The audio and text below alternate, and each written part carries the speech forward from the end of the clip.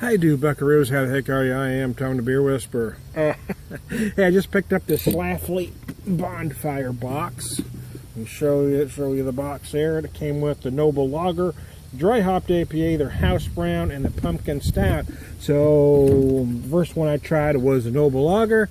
Now I'm having the dry hopped APA, trying to go somewhat in a order. Anyways, bought it a little love on 8/12 of 16. It's not too old, about a month and a half, I suppose. 5.9%, 50 IBUs are the stats on her. It's a good beer. I've had it before, but it's been probably a little over a year using a Schlafly glass. It's a Schlafly Pale Ale glass, but figure it's close enough, right? It does say Schlafly on it.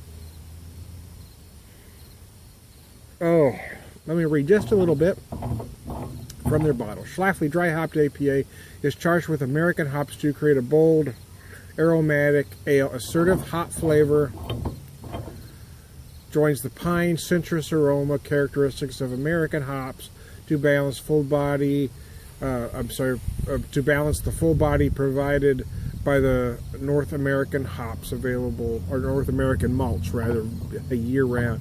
So they tell you citrus and pine to look for. You certainly get both of those on the nose. I'm getting some malt sweetness as well.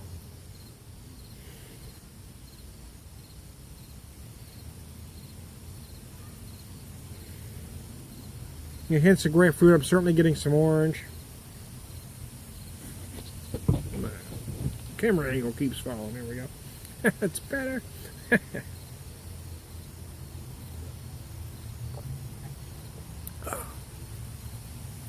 Gorgeous. Absolutely gorgeous. Yeah, it's a nice APA.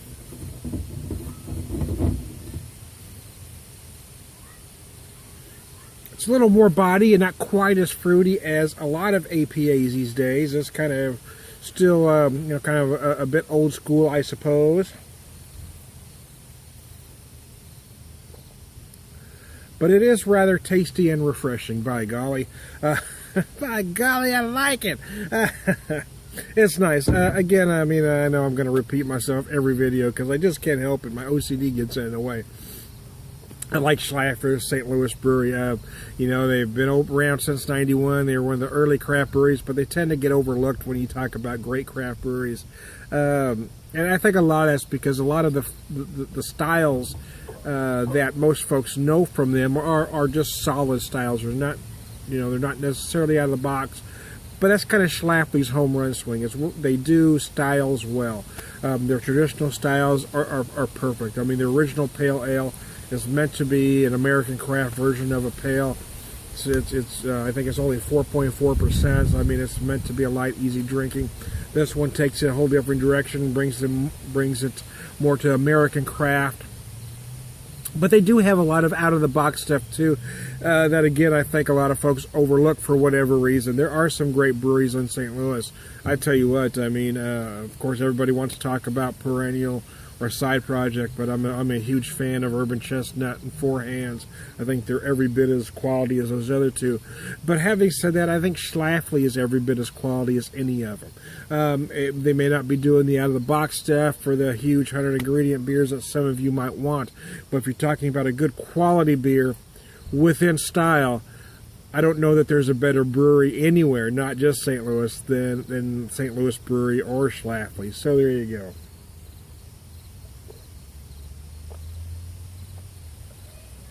Oh, this thing is just nice. Yeah, I mean, there is a nice body going on. Certainly some malt in there. Oh, beautiful. Excuse me, I hope I didn't get any on you. Oh, second beer of the day. Oh, wow.